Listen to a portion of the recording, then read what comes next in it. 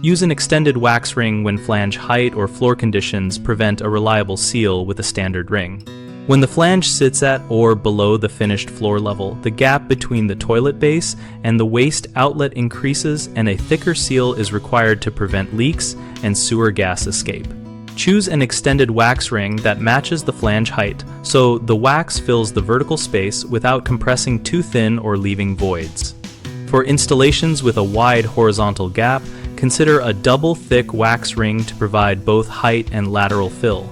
But avoid excessive compression by loosely setting the bowl first, then tightening bolts gradually and evenly.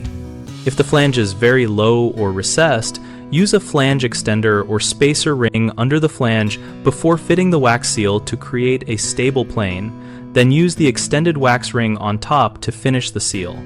Wax-free or rubber compression seals can be an alternative when floors are uneven or when you want a reusable option, but check manufacturer guidance for compatibility with your flange and bore diameter. Always test fit the toilet dry, mark bolt positions, remove the bowl, install the chosen ring, and lower the toilet straight down to avoid shifting the seal.